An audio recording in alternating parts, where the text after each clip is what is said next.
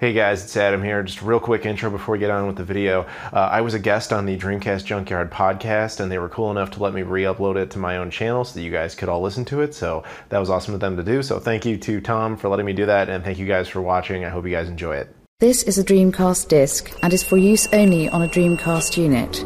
Playing this disc on a hi-fi or other audio equipment can cause serious damage to its speakers. Dreamcast, up to 6 billion players. Welcome back to the stage of history. Why don't we play together? Hey, it's time to make some crazy money. Are you ready? Here we go!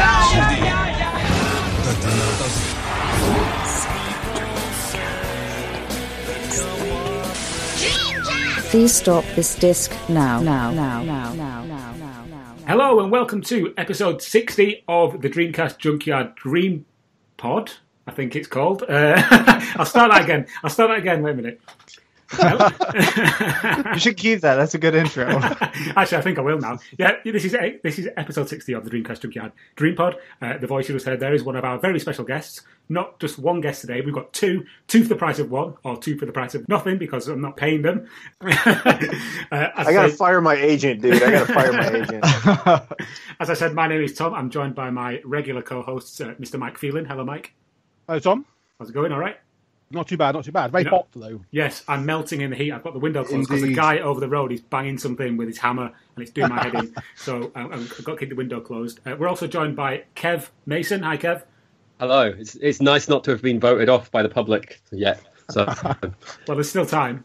The public vote's not closed yet. So. There's always hope for failure. Yeah. And the two voices that you've also heard with an American twang. The first one is, he needs no introduction. His name is Adam Koralik. Welcome, Adam. Yo, what's up? Welcome. I'm glad to be back. No, it's very cool to have you on the show again. The first time you were on the show, I actually looked at this earlier on, would have been in May 2015. That's nearly 3 years ago, or over 3 years ago. Yeah. I remember we did one with Corey Marshall, and I swear we did another one before that. It was like a third episode or something like that. It was really early on. Yeah, it was like episode 4 or something. That was in May, and then we did the one with Corey Marshall in September of 2015. So yeah, it's been a while. And our other guest, another YouTube superstar, YouTube royalty in the gaming world. His name is Max Shockley, but you probably know him better as DreamcastGuy. Welcome, Max. Hello. Happy to be back and getting to chat with all you awesome folks. Thank you very much. Again, you were on the podcast previously. I couldn't remember when it was, but I had to look back through the podcast list, and it was August 2016. It doesn't seem that long ago, but it was holy crap, maybe 2 years ago, which is insane. And back then, I think you just hit 40,000 subs on your YouTube channel, and you're now you're at over 100,000 now, aren't you? Yeah, I'm at like 102,000. Yeah, 103. Yeah, congratulations, man! You blew up. Yeah. Totally. Man, thank you. I mean, you're both at roughly the same level, 100,000 subscribers. So that's pretty impressive. I mean, wow, the amount of exposure that you two have got just through making videos and talking about games and stuff online is pretty impressive. So hats off to you both. Thank you. No problem. This is episode 60 of the Dreamcast Junkyard Dreampod. Obviously, we've got two people from the world of YouTube with us today. Obviously, not exclusively going to be about YouTube, but we will be talking a little bit about that website in the episode. But first of all, as we always do, we're going to talk a little bit about some things that we might have played in the recent past, some things that we've picked up. I will say now that I pretty much know everything that you, Max, have played because I've been watching your YouTube videos. Obviously, I'm subscribed, so I see what you've been playing. But maybe people who haven't could be enlightened by you. And then we'll talk a little bit about the recent E3 and some of the things that Adam saw there. We all saw kind of watching from afar, and weirdly a little bit of Dreamcast stuff as well. So we'll finish that off maybe with some questions. What on earth is that? Have to apologise. If you've seen the clip of the newsreader being interrupted by his kid, that is literally just happening in my loft with my missus who's dragging my little girl out crying. That's brilliant. I lost my train of thought now. Yeah, we'll close up with some questions from our Facebook group. So let's start as we always do.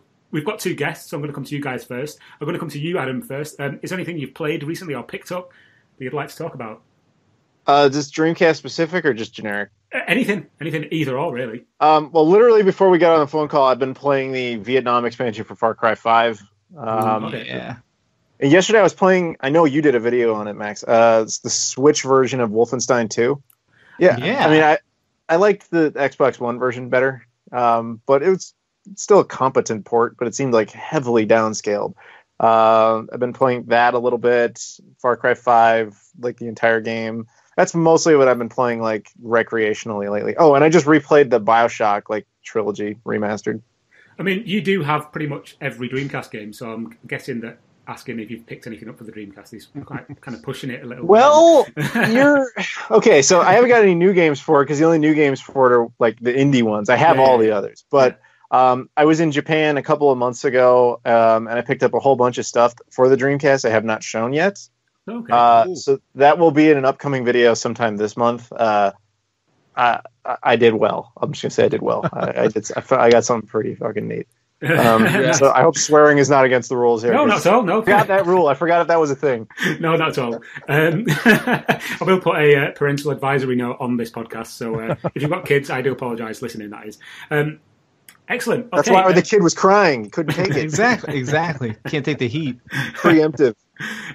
Brilliant. Thanks, Adam, for that. Max, what about yourself? I've been playing lots of games for the channel, but just for fun, they just started selling the NES Classic Editions again. And I got one from Nintendo when they first came out, and I ended up giving it to my friend's son because they couldn't find one.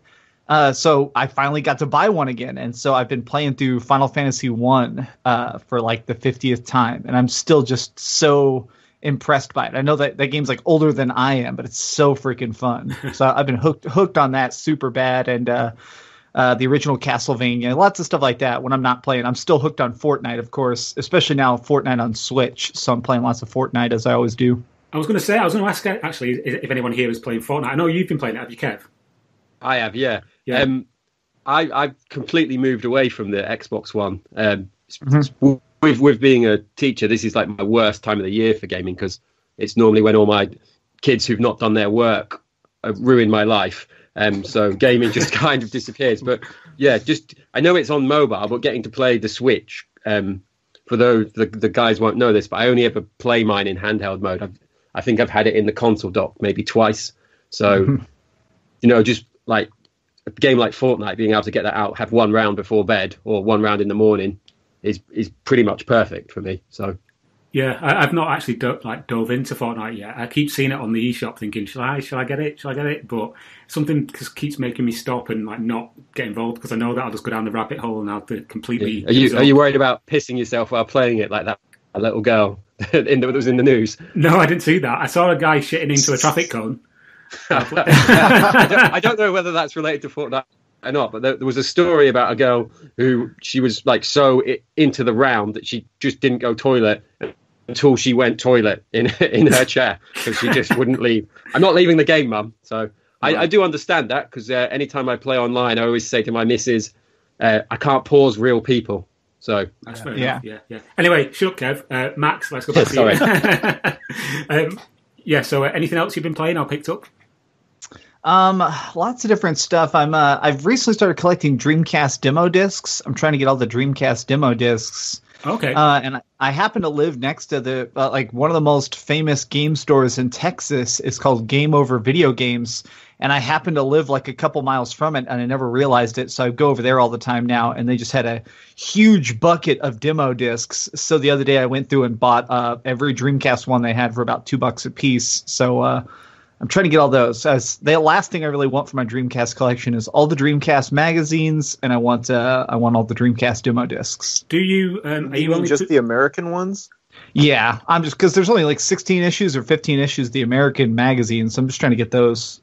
Yeah, I was going to ask the same question. Ask me later. I'll give you an exact count. I've got them all. I just have to go double check how many there are. I do have a lot of the copies of the Dream On, the European ones. So you were into collecting those, and I don't mind giving you those as well. But yeah.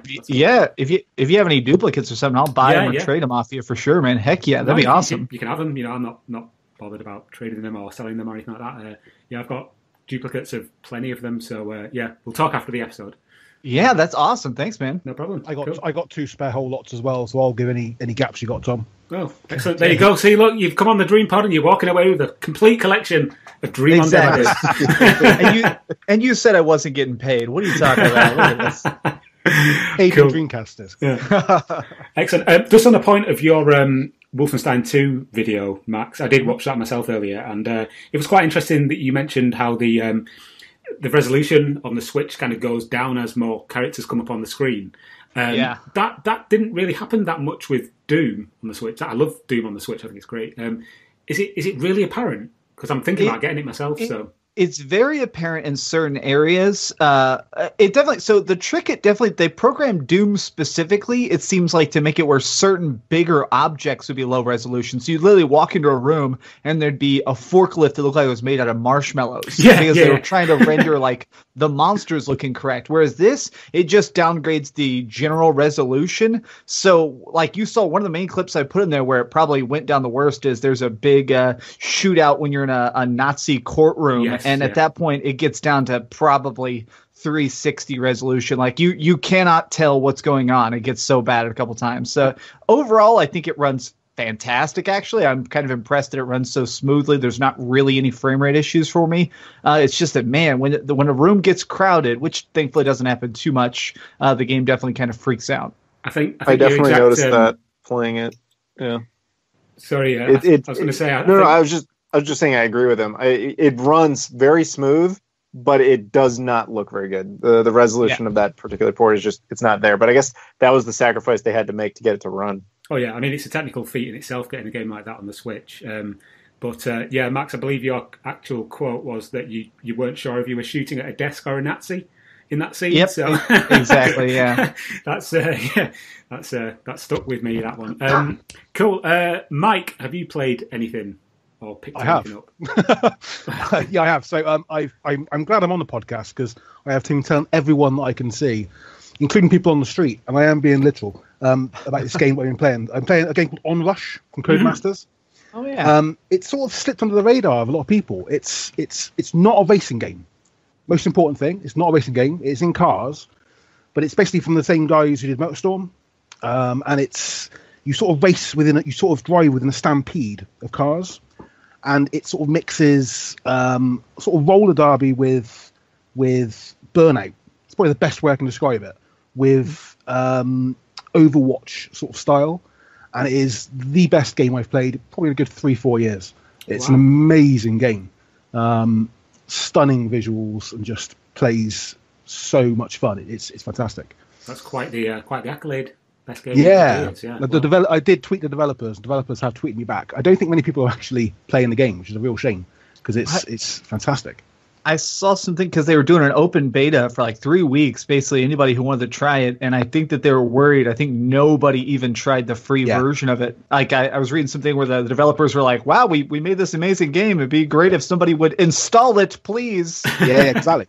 It's because it's so weird as well. It's like because you go into it thinking, it's Codemasters game, that it's going to be a racing game. Then you look at obviously MotorStorm pedigree, so you're thinking, right, it's going to be an off-road sort of a racer, and it's just not. It's more like a first-person shooter with sort of Burnout style than it is a racing game. It's one of the freshest experiences in gaming for years, and it's criminally overlooked. Oh, cool. Anything on so go check it out. Anything on the Dreamcast or any? Of course I have, Tom. Stupid question. Yeah. I bought a load of stuff. There was a Bristol gaming market, first retro gaming market down in Bristol last week, and I picked up a load of crap for the Dreamcast, a karaoke machine, a couple of limited editions I need. I've only got 19 games left to get the full set now. Is that for for everything, NTSC and PAL? Yeah, one version of every game. Right. Wow. So I've got about 19 left. I've a random Capcom versus SNK towel, which is fantastic. A random Sengoku Turb, which is a random, quite odd Japanese Dreamcast game. Yeah. Soft toy to go with that. Yeah, I got both games, but I got a soft toy to go with it, nice. Which is as you do. And I also got a 4x memory card from DreamcastGuy in a post because I had one before. So is that one with the lights on it? No, I don't think so. Yeah, it's the one. It's the one that's it's an official one, isn't it? Yeah. Yeah, it's got the lights on it. It's got, like, Is lights. it? Yeah. I don't do hardware, Tom. I just sort of do games. I don't. Okay. I'm sure we'll have it. And I've also got just the one last thing. I've got my first lot of Portuguese games have come in. So in Portugal, when the Dreamcast was out, Eco Films, which was the distributor down in Portugal, did some packages, controller packages, and I picked up a couple of them. So I've got Virtua Tennis, and I got Crazy Taxi, I think, as well. Oh, wow. I knew about the Virtua Tennis one. I didn't know about the Crazy Taxi one. So is it controller and the game in one box? Yeah, there's about 5 or 6. There's a couple of double ones as well. I think Virtua Athlete goes or something. And there's a light gun one as well. So I'm getting into the slightly random regional variations now. Yeah, wow. Cool. That's dedication, man. I respect the hell out of that. Yeah. Holy crap. I think I've just tipped over 1,100 games now for Dreamcast. So I'd like to point out, whilst you were saying that, Mike, I was shaking my head pretty much the whole time.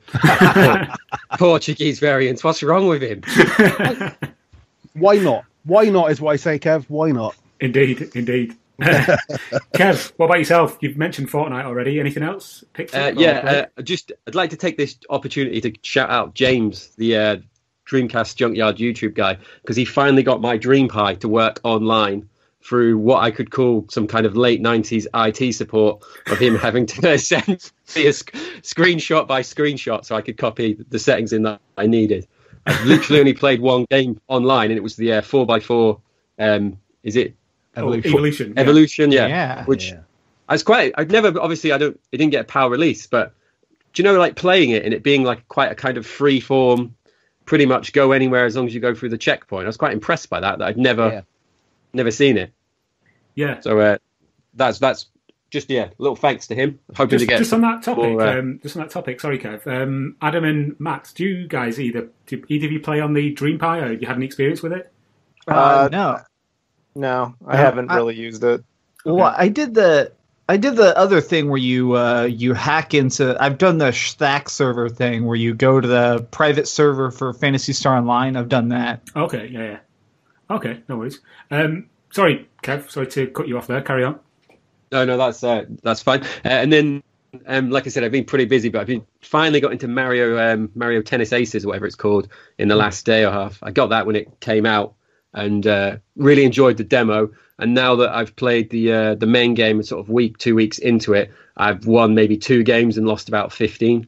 So everyone just seems to have evolved way beyond my level and my ability already. I have a similar experience with that game. On the weekend that it was a demo, that they had the free tournament mode.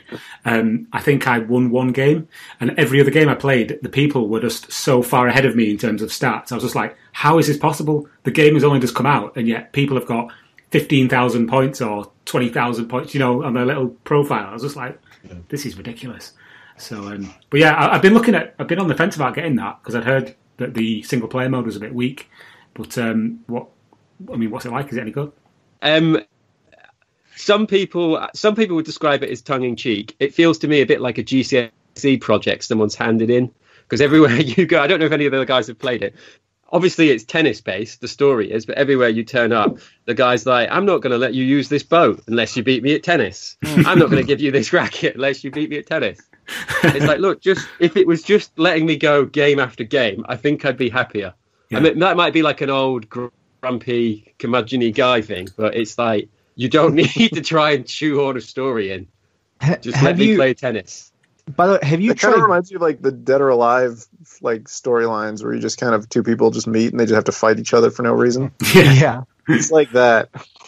Have you tried what is it called? A Golf Story? Golf Story does that, but really well, and that's kind of why it makes me laugh. It's like my favorite indie Switch game, but there's so many times where it's like every problem happens to be solved by golf, where it's like, oh no, my child is being captured by that alligator in the middle of the lake. If only somebody could perfectly drive this ball and hit it in the head. And then it just goes to, I love that. Yeah, the bird eggs. The guys be mistakenly selling them as golf balls, so you have to hit them back into the nest. Yeah, every problem is golf related. I love that. Yes, I think that's got like a kind of brilliant charm to it. Whereas with this, it's a bit kind of, oh, we forgot to write a story. Get the work experience guy to do it before he goes home today. Cool. Anything on the Dreamcast, Kev? I few people who follow me on Twitter will have seen this. I got the arcade stick within the last maybe 6 weeks. So I've just been kind of working through some of the games that I've got that mention. Well, I've played through some of the ones who mention arcade stick on the back, and then I've tried a few other ones. Probably because they're midway.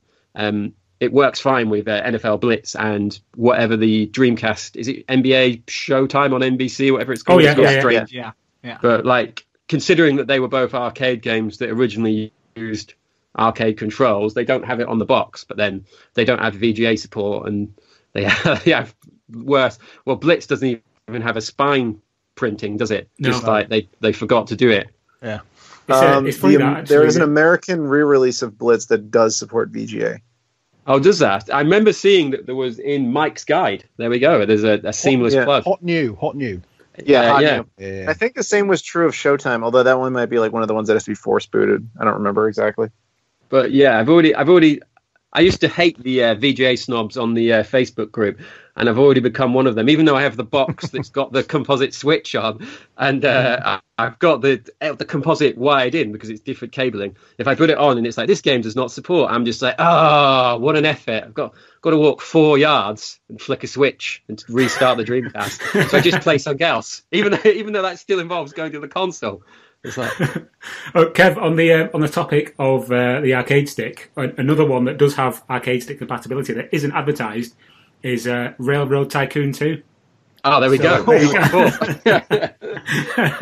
Yeah, I found that out just by randomly sticking an arcade stick in and trying it, and it worked. Yeah. So, yeah, excellent, cool. Okay, not much from me on the Dreamcast or on any other consoles. To be honest, I've only been playing the FIFA World Cup update on my PS4, and also watching the World Cup in VR using the app on the PlayStation. It's pretty good, actually. And on the Switch, I've been playing Gunbird 2, which came out last week, and I bought it the day it came out, but has since disappeared from the eShop. And I don't know why, but that's a bit odd, because somebody tweeted at me yesterday saying, oh, you keep tweeting about Gunbird 2 on the Switch, but I can't find it. Like, just type Gunbird 2 into the eShop and it'll come up, and he sent me a screenshot back saying could not find. So then I went and had a look, and lo and behold, it's been removed. So no, that's straight. It was up Wednesday because that was when I first realised it was out. Yeah, and now it's gone. So a bit strange, but who knows? Anyway, that does it for what we've played and what we've picked up, which is a good mix. Let's talk a little bit about E3, that small event that happened recently in the recent past. Yeah, I've heard of that. Yeah. Just a sort of a general discussion about anything that we saw that we quite like the look of. I know, Adam, you were at the event. Max, were you at the event? I was. I was not. No, I just covered it from home. I was actually at a different convention, so I kept having to Uber back to my office, cover one of the conferences, and then go back to the convention. That's dedication. Adam, I saw your videos, your various videos about being at the event. I know you met some other YouTubers. I know you met, was it Kelsey? Yeah, Kelsey Lewin's a friend of mine. Yeah. Metal Jesus Rocks is a friend of mine. We were hanging out there for a while. Cool. I saw Angry Joe a few times, but he and I don't know each other. We've encountered each other, but he's easy to spot because he dresses like he always does in his videos. Yeah. Everywhere. The Superman shirt and that leather jacket with the white stripe. You can't miss him. I'm sure that's the whole point. I wonder if he's got just one or he's got multiple. He has a closet full. He's told me, and I met him at PAX South this year, and he was hungover. Clearly had not slept in 3 days. He told me he hadn't slept in 3 days, but he was still dressed as Angry Joe and even had his hair gelled. And he's like, he always is. I was like, hey, Angry Joe. And he's like, hey, man, you want to take a selfie or something? I got to go pay for this hotel bill. He's like, oh, yeah, of course. the real side of YouTubing. Exactly. I quite like the other guy who he does his videos with as well. He's called Joe as well, isn't he? Other Joe? Yeah, Other Joe. Yeah, he's on his on the video he did about Yakuza 0 when he's dancing, with that nappy on, pretending to be that guy who's dancing in the casino. I thought it was pretty good. Oh yeah, that fucking guy. Yeah. Sorry. Anyway, back to E3. A couple of things that I saw that I really like the look of. First one, obviously, this is one that everyone's going to talk about, is Cyberpunk. That looks amazing. And Doom Eternal, because I'm a big fan of Doom, so I'll be looking out for that. But yeah, if everyone just wanted to kind of go around the table and just say what they thought looked impressive, I don't know, Max, you can start with you. I mean, I'm really excited for the stuff that I feel like is coming soon. I feel like we're probably, like, obviously we're getting Spider-Man pretty soon. I think we're probably going to get Gears of War 5 before too long. I think of the distant projects that really blew my mind, Ghosts of Tsushima. Man, that looked so much like Assassin's Creed, ancient Japan, but also the combat, even though we couldn't see button prompts, one of the developers said it's very Arkham style, so it's very like reactionary of like waiting for openings and striking. It just looks so crazy. I'm so hyped for that.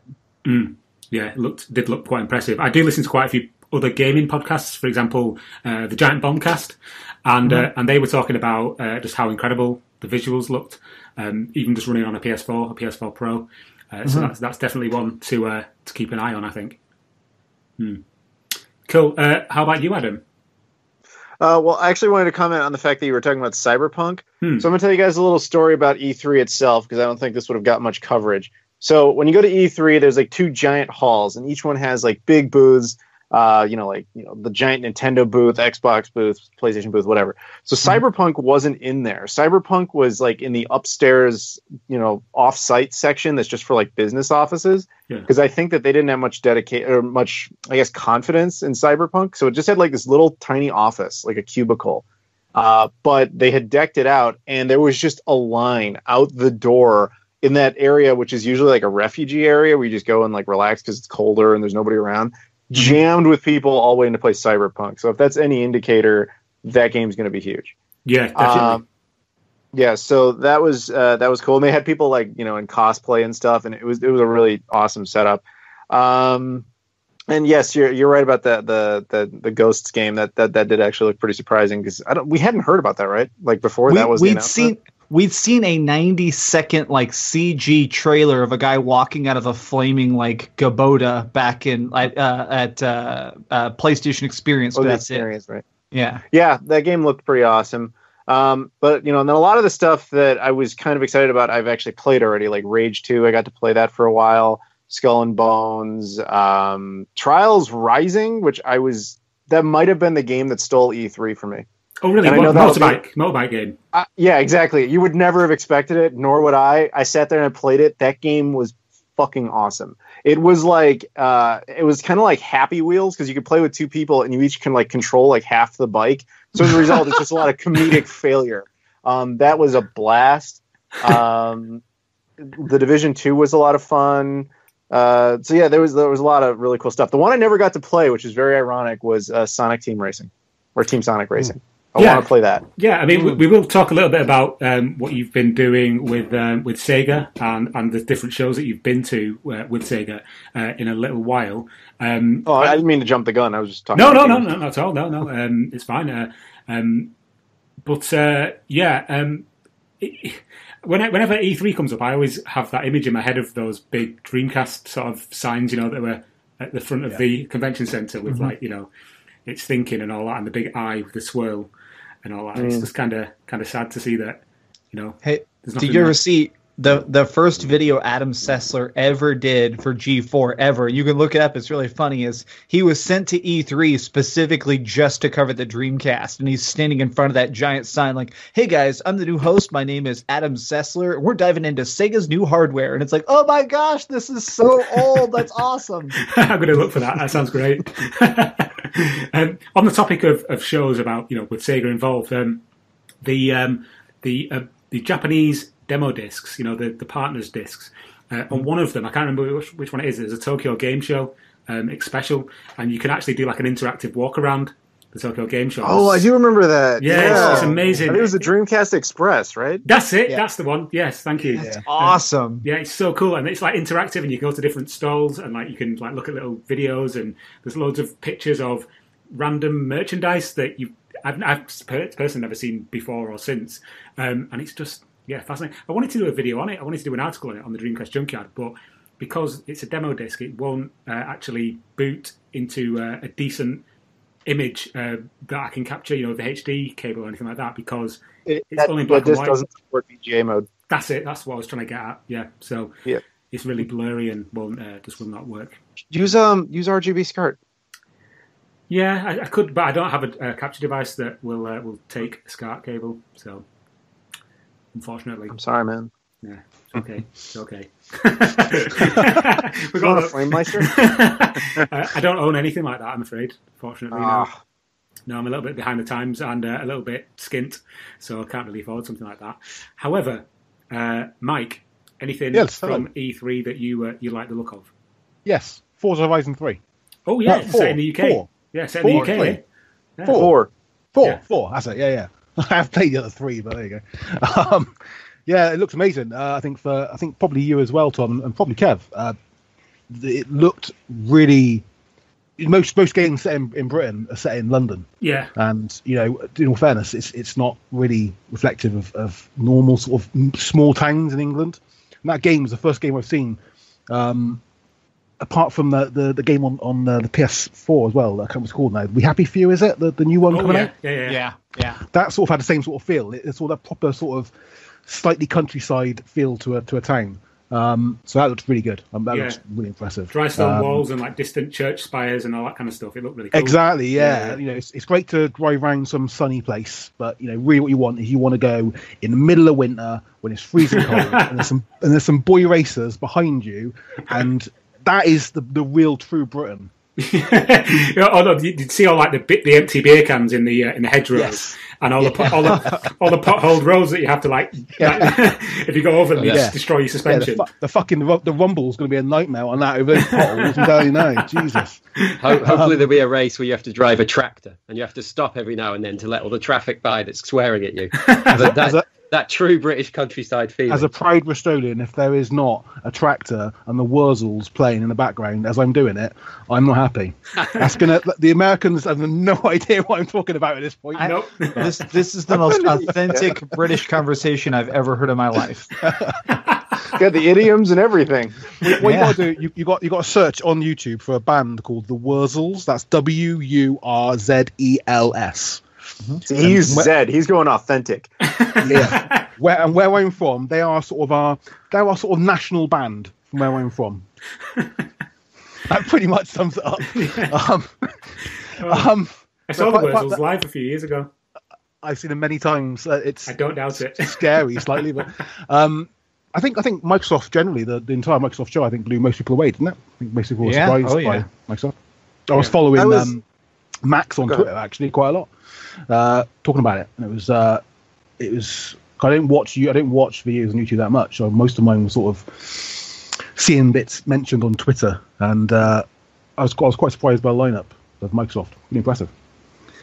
I'd say Microsoft was my second favorite overall. So my biggest thing for E3 is I wanted to see extended gameplay demos. I wanted to see someone come out on stage and show us like 15-minute chunks of a game where we got an idea what it was, and Sony delivered that. So Sony was my favorite, but just the smallest step below it was definitely Microsoft, just because it was just games. I loved that.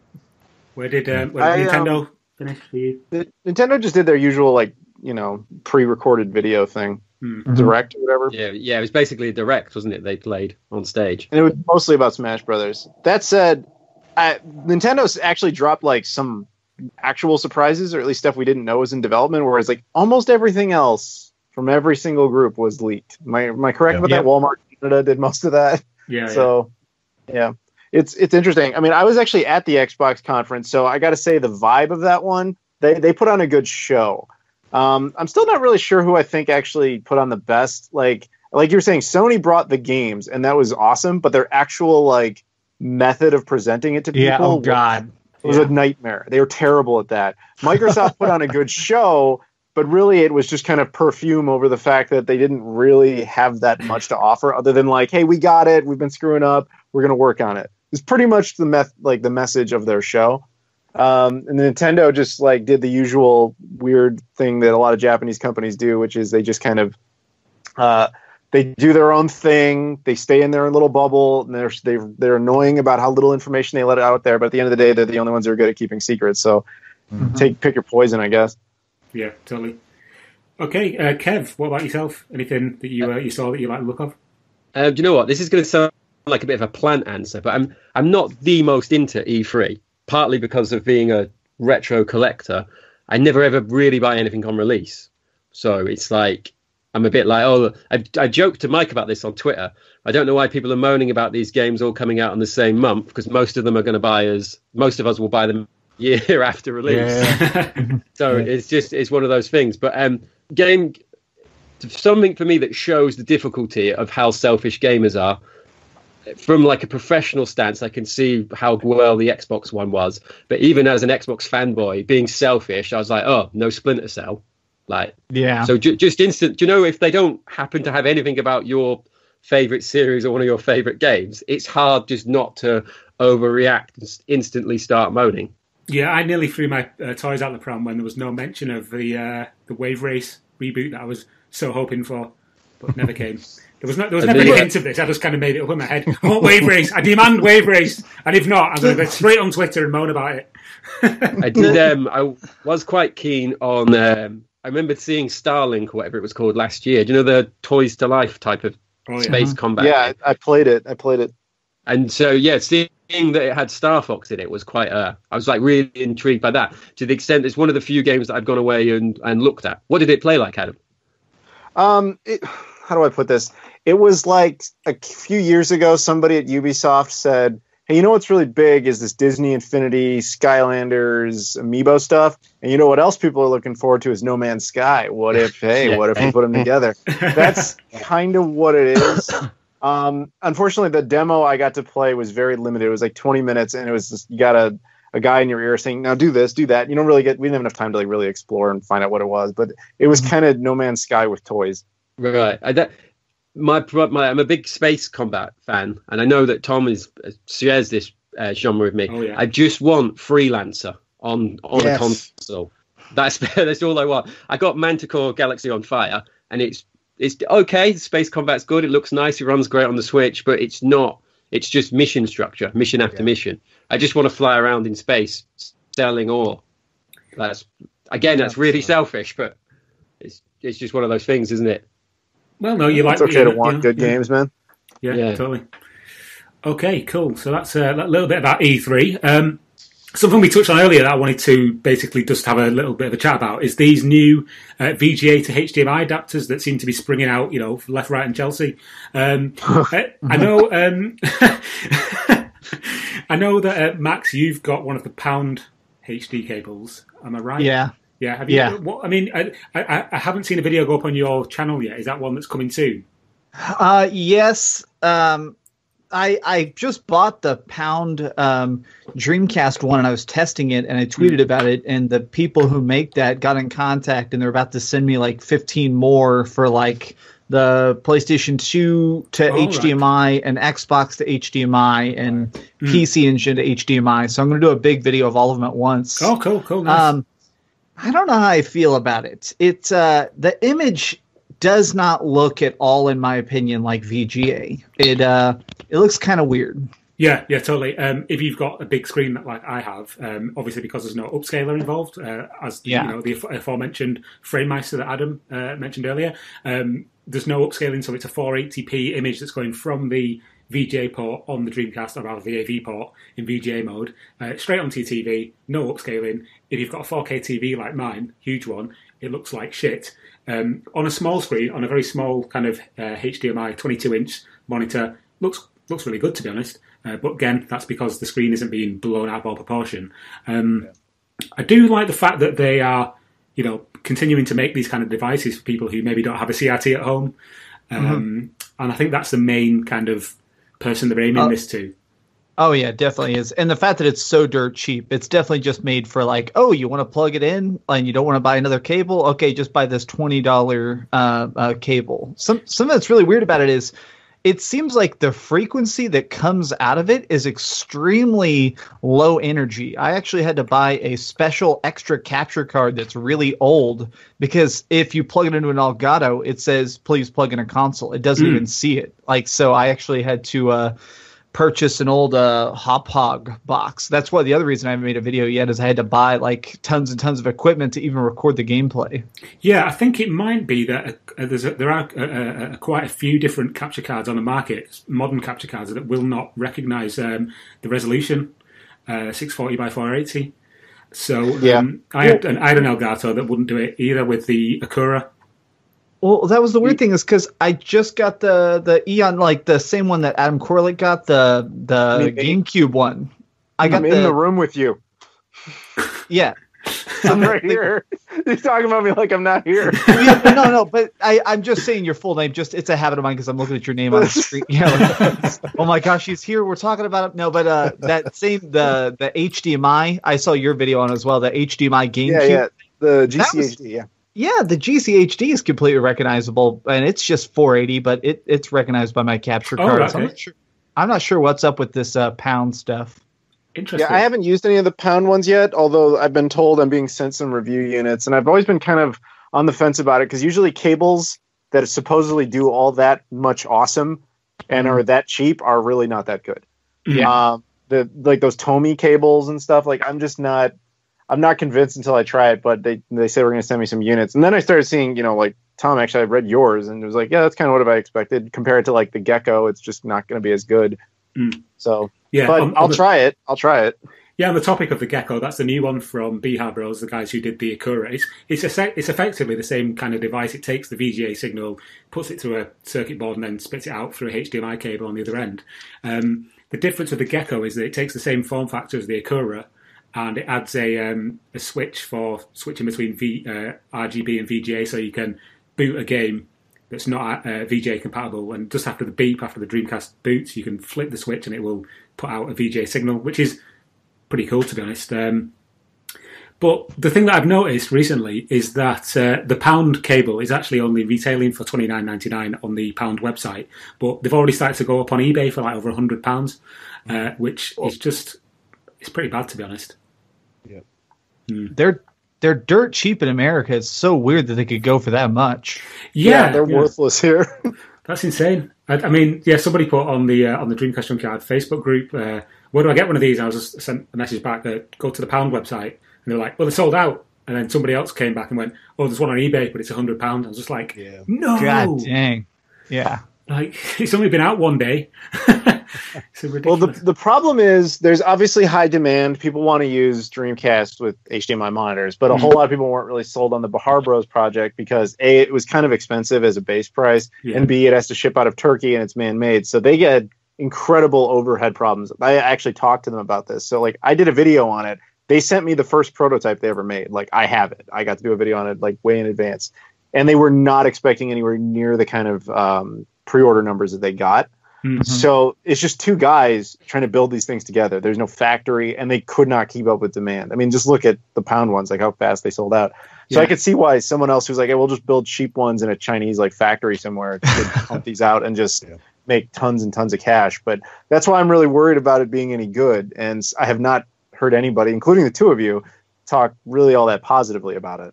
No, I mean, I've got the two. I've got the Pound and I've got the Gecko. The Gecko that I've been sent, again, is as you said earlier, Adam, with the Akura that you've got, it's a pre-production one.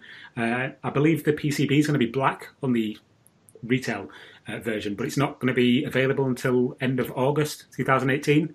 And I think they're actually still trying to fulfill orders of the Akura. Exactly. So it's just like the demand is just through the roof. That reminds me, it drove me crazy that Pure Solar, y'all remember the kerfuffle with Pure Solar? Oh, yeah. It started as a Genesis RPG made by Kickstarter, and it's super good, and they decided to release it later on Dreamcast.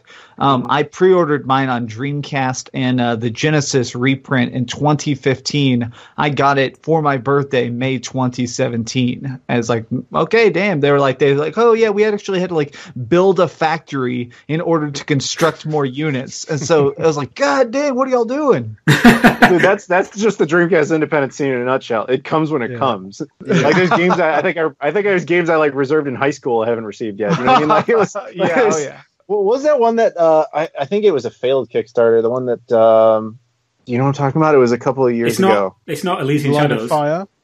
I think that's what I'm talking about. Yes. Which one? Oh yeah. Which one? Elysian Shadows. Oh yeah. Is that still happening? I believe so. Yeah, they keep updating the Facebook page with like new little demos and things. But I don't know. Either way, I've been in talks with them a while back too. It's just there's so many random games that like. Stormwind took like 4 or 5 years to actually come out from the time it was announced. Yeah. So it's just get used to it, dude. Like it's just Dreamcast games. It's like, oh, Except for Josh Prod, that dude just releases games that he didn't even tell anybody he was working on. There's 5 games I released today. Yeah, enjoy. yeah. And there's a couple more that are coming out as well in a couple of months, which exactly look quite interesting. Yes. Guys, Mike and Kev, have you had any dealings or used any of these? Have you got an Akura, Mike? Have I got a what? Sorry, an Akura? No. No. Okay. Right. I can barely turn TV on half the time. I'm not technically minded at all, and I've come to terms with that many years ago. I've got VGA cables, and that's enough for me. Okay, not an RF cable then. That's truly hardcore. Because I got quite a small room, and obviously I got like smaller TV sets, that LCDs, but small. I did think about getting I've got a CRT, about setting up using an RF cable, and I just realised how much I hated RF cables the entire time I had them. So. No, I haven't. I've got about 20 RF cables. I don't know why. The official Dreamcast one with the little box in the middle. Do you guys know what we're talking about? What I'm thinking of, Tom, is that once the apocalypse happens, after the apocalypse, that those RF cables will become Sega RF cables and Sega power adapters for any sort of European consoles will be in sort of currency. And so you'll be able to trade them. Yeah, like bottle caps. I'm expecting it to be like that. So because I've got thousands of the bloody things, and yeah. We'll be quids so hypothetically, you're rich. Yeah. Come after the apocalypse, I am going to be rich. I'm just going to say now that's what it's going to be like. Well, fingers crossed it's sooner rather than later then. Right? Anyway, on that slightly depressing note, let's move on. Right, guys. Adam and Max, you are obviously YouTubers. We all know and love your channels and the content that you create. Let's talk a little bit about YouTube and what you do. So, Max, one of the videos I watched of yours recently was I must say that I do enjoy your rant videos, probably more than any other kind of video that you do. And the one that you did about the Atari VCS really kind of struck a chord, because it's almost like a retelling of the Chameleon that happened a few years ago. Chameleon. That's the one. Yeah. And this whole story about the register and the guy saying, why did you make up this interview and these answers, and then they posted the recordings. It's a fascinating turn of events that this project has gone from being so highly regarded and making all this money on Indiegogo to suddenly just becoming dragged through the mud. Well, especially so, I got sent some stuff yesterday or day before yesterday that was actually internal documents that Atari has, basically bragging to the other people who are pouring money into this about how much cash they're making. And it's so weird. They hardly mention the Atari VCS. It's like this 20-slide internal presentation that talks about Bitcoin and making, which they're going to call Atari Coin. They're talking about making casinos, Atari casinos, like all this really weird stuff. It's like clearly the Atari VCS is literally a scam. Like they actually say in the thing that the only reason they made the Kickstarter is so that they can have this physical console that costs them $0 to produce. So people will just pay us up front, and if it's successful, then we make the console, and if it doesn't, well, then we just won't bother and we'll do these other 15 things. It's like, that's not how you should start with a console. That's a lot of work. That is insane. And obviously there was the video that RGT85 did, where they kind of badmouthed him and basically called him fake news, I believe was the term they used. That was a great video, and I loved your kind of follow-up video as well. It's a clusterfuck, isn't it? This Atari VCS thing. It really is. It's so bad. And I mean, I'm really glad that guy over at the Register did that follow-up video and released the audio of it, because listening to this guy, the COO, the Chief Operating Officer, who according to his own website is the guy in charge of production, listening to this guy talk and not know anything about chips or USB ports and having their controller didn't even work. He literally put a controller in the interviewer's hand and it was a piece of plastic. The buttons didn't even push down. It's like, what the hell is this? Why are you giving me this? Yeah, it's bad. Bad publicity has reached a sort of a critical point with that project. I think it does remind me quite a lot of I don't know if you guys are aware of this, Adam and Max. There's a thing in the UK that's going on at the moment about this console called the Spectrum Vega. Are you familiar with it?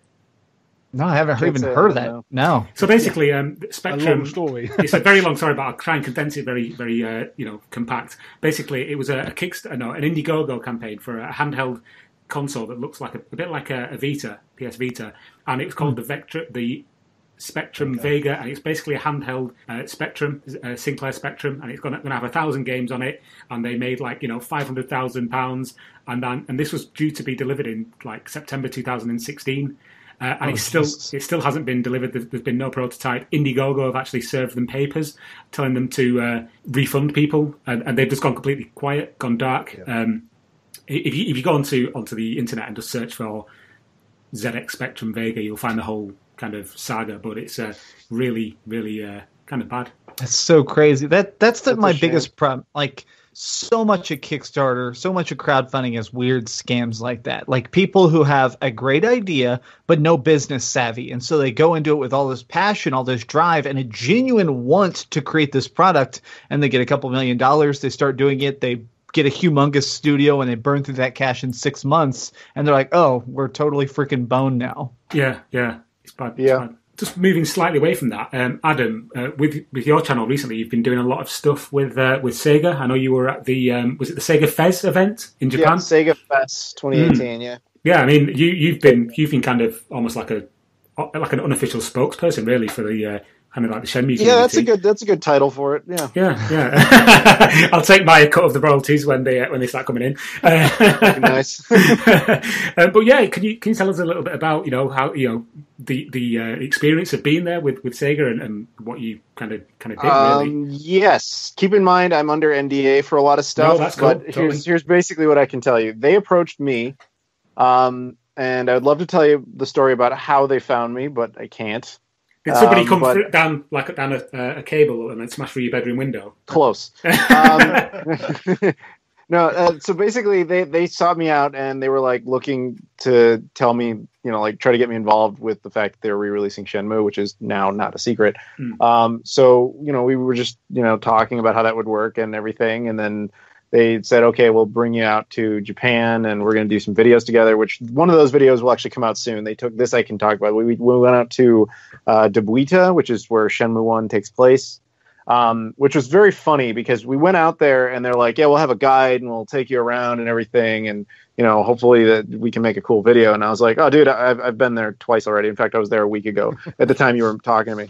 And it was like, oh, well, this is weird. I'm like, yeah, no, don't worry about it. So we get on site. I end up being their tour guide because none of them had ever been there before. I'm like, yeah, that's where that is. Let's just do this. So that was surreal. So it was really awkward to be walking around with guys from Sega and being like, yeah, I got this. I can handle all the Sega history stuff.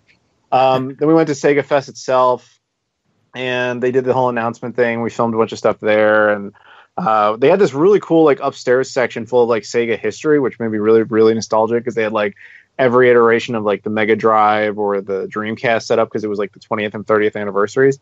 And they were actually missing some, which was even crazier because I ended up finding some of those later, like the Pioneer LCD, or sorry, the Laser Active. I actually own one of these. Yeah, I even own one of them. How sad is that? Well, the Laser Active, they couldn't find one for the event, and I was like, I actually found one in Japan.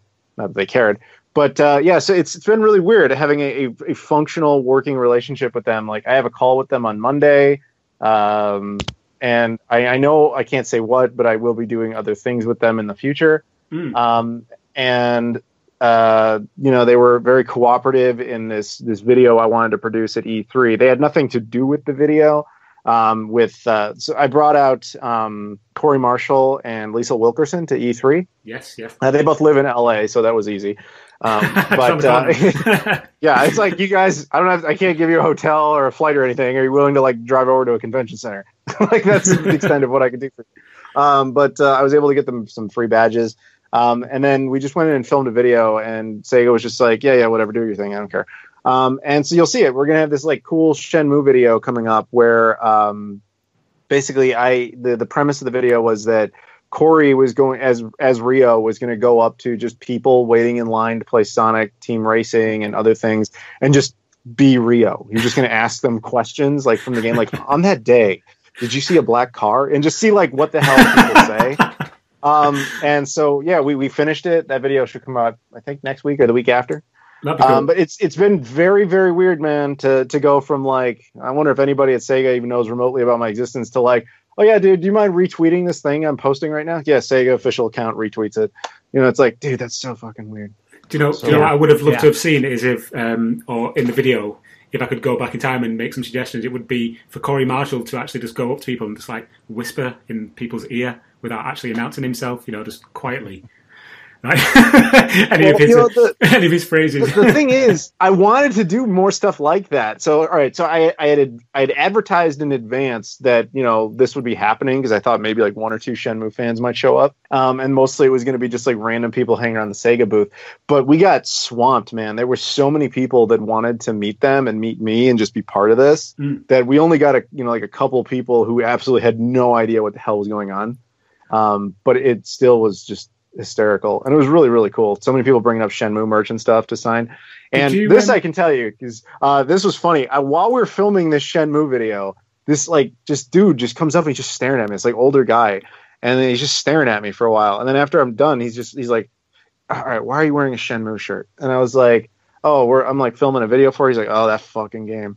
And I was like, "Okay." And he's like, "Yeah, I used to work at Sega when Shenmue was being made, and what a terrible piece of shit game. And we were all like, oh, I can't believe we have to be involved in this." And this dude actually told me why the original campaign for Shenmue was so bad, because they didn't know what the hell the game was. And I was like, that's fascinating, because you go back and watch some of the original Shenmue ads, it's just like it's like weird ads about like Ryo possibly having a dream about Nozomi or something. Like they didn't know what this game was at all, and now I know why.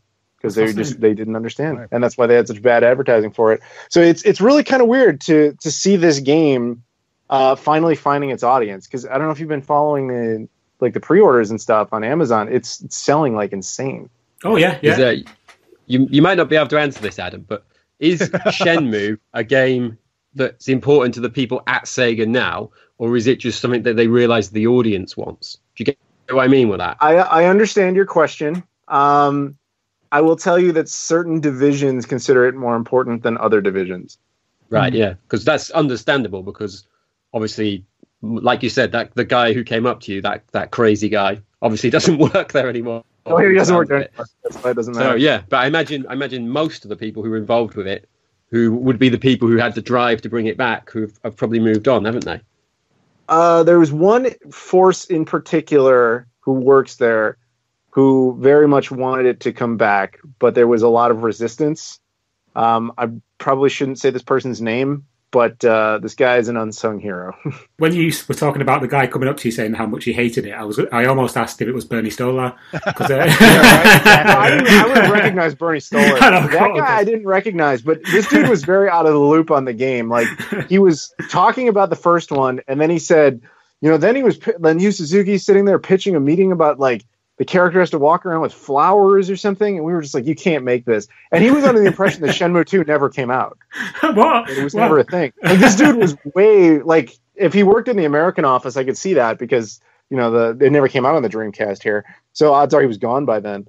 But, that dude was out of the loop. But it was weird to basically tell him, no, man, this game, found its audience, and it's, kind of, special to a lot of people now. It's been really surreal to be involved with this. It feels like someone woke up from a coma and oh my God, I never beat Shenmue. What happened? Okay, sit down. So it's about to be a trilogy. And they're like, what? Yeah, I did tell him that, and he was like, he didn't really seem to believe me that there was a third one coming either. That guy was probably busy because he was there pitching his new Atari console. From the sounds of it. Probably in charge of that project. I do jest, of course, about the guy being Bernie Stolar. Apparently, he will be listening to this episode. So if you are listening, Bernie, I apologise. That was just a joke. Cheers. Hi, Bernie. I loved your work on the Dreamcast. Cool. Okay, guys. We were going to take some questions from our Facebook group, but I think we might have to put the kibosh on that, just because I know that we're limited for time, and some of us have to shoot off very shortly. But yeah, I just wanted to thank you both really for taking the time to come on to the podcast and tell us a little bit about how it's going in your world, and how the world of YouTube has moved on since the last time you were on the podcast. Really, you guys obviously going from strength to strength. Obviously, Max, with your channel, hitting 102,000 subscribers, and Adam, yourself, with over 100,000, and also getting involved with Sega. That's amazing, really. So, power to you. Thank you. Yeah. I think we shall be leaving this one here. at this point. Again, thanks very much, guys, for joining us. If you wanted to give any, I'm sure everyone listening to this knows who you are, but if you wanted to give some plugs on your channels and where you can be found on social media, the floor is yours, Max. Just youtube.com/DreamcastGuy. I got a video coming up that's been heavily requested. I'm going to basically, I'm sort of taking a page from Adam's book. Adam's done this series where he basically looks at a console a year or 3 years afterward of like, this is what I think about it right now. So I'm going to do a big combo video about the Nintendo Switch, the Xbox One, and the PS4 that should be out next week. Is kind of a big, what do I think about those consoles right now? If somebody owned none of them, where should you jump in kind of video. So that's coming up. I'm excited for that. I have a request before we move on. Could you do the the intro to your videos? I just want to hear it live. Oh, what's up, gamers? Dreamcast Guy here, talking today about the console wars and how you should totally stop doing that. I don't know. Yes, that was it. That's what I wanted. Cool. It's really funny. He and I have been borrowing from each other for years. Like, this is like the first thing he told me when we met each other down in San Antonio was like, oh, I've been trying to do what you do on live streams where I just stay on, but I can't stay for as many hours. Didn't you try to do like a 24-hour stream? Oh, yes. Yeah, I did that. That was my promise that I never thought that I'd get this big, but I always told people when I broke 100,000, I'd do a 24-hour stream. I lasted 17 hours before I started hallucinating chat, actually. I started seeing chat on my eyeballs, and I was like, okay, I'm into the stream. My max was 7 hours, but that was just like Q&A straight up. I mean, you were playing video games, weren't you? Yes, that definitely made it easier, and I was pulling fans in. I think I could not have lasted even 7 hours, but having other people to talk and fill air definitely made it easier. Yeah. But yeah, so I was saying he and I borrowed from each other, and like originally, like he made videos before I did, and then you took like this big hiatus. But I remember actually like towards the beginning watching your videos, like most notably the Typing of the Dead one. Typing of the Dead, yeah. And I was just like, I got to do this. I need to make Dreamcast videos. So we've been kind of just. There's this pendulum thing between the two of us, just going between each other's ideas and be like, yeah, well, I can do that one. Let's do that one. Yeah, I like that. Oh, so cool. It's cool to be here unified on this podcast together. It is, yeah. Very interesting, yeah. So, yeah, Adam, again, people no doubt know where they can find you, but if you'd like to give your channel a plug and your social media. Yeah, all right. I guess I could do that. Yeah, so my name is Adam Koralik, ADAMKORALIK. You can find that on YouTube or Instagram, Twitter, Facebook. It's the same. Just look my name up on anything. You'll find it. Now, I was going to ask you. Hate me. You can find me there. Saying horrible things about myself. It's great. Yeah, I just don't look at Reddit anymore because that's where I find most of the negative comments about myself. Those are amazing. Like top YouTubers that I fucking hate. Adam Koralik. Cringiest voices, Dreamcast Guy. Right? I love that shit. Like as if that actually offends me. Like, ooh. Max, didn't you have someone that said they hated your face?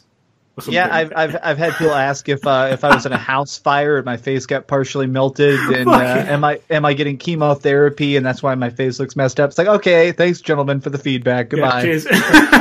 Fucking hell. I get a lot of "Are you Alfred Molina?" which is like who's the Doc Ock from Spider-Man 2. Yeah, that's good. Yeah. There's this one football player that everybody says I look like. I don't remember his name because I don't care about football. I'm sorry, American Hand Egg. Oh, right, yeah, I was going to say, is it proper football? Yeah. I don't remember his name. Who cares? Anyway, so yeah, you just get a lot of weird feedback. Shave your beard, grow your beard longer. Get a fucking pair of scissors, which that one's probably true. I should do that. But yeah, beyond that, I don't know. Nice one. Okay, and Mike, where can you be found on social media?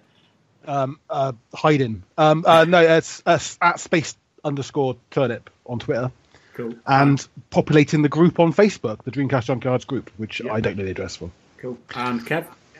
I'm not. After hearing those stories, I'm not sure I want to be on social media anymore or want any more audience. So I'm gonna shout out my own YouTube channel because I'm not on Twitter at the minute, which is Big Mean Bunny UK because someone stole my name. I'm very bitter about. Wow, bit of drama. And the dark tone. Yeah, wow. Anyway, you can find me. Anyway, Kev, enough of your problems. You can find me on Twitter at Tom Lisi. You can find us as a collective at the DC Junkyard. You can find us on Facebook at facebook.com/Dreamcast Junkyard and groups/the Dreamcast Junkyard. Also on YouTube, if you just type Dreamcast, then you'll get Dreamcast Guy first. But just underneath Dreamcast Guy, you'll see the Dreamcast Junkyard. So click on our channel. Yeah, that will do for this episode. Thank you once again for listening. Thank you to our special guests. It's been amazing chatting and reminiscing. And we'll see you in about 6 months on the next episode of the Dreamcast Junkyard Dreampod. Everybody say goodbye. Bye. Bye. Are you ready? Here we go.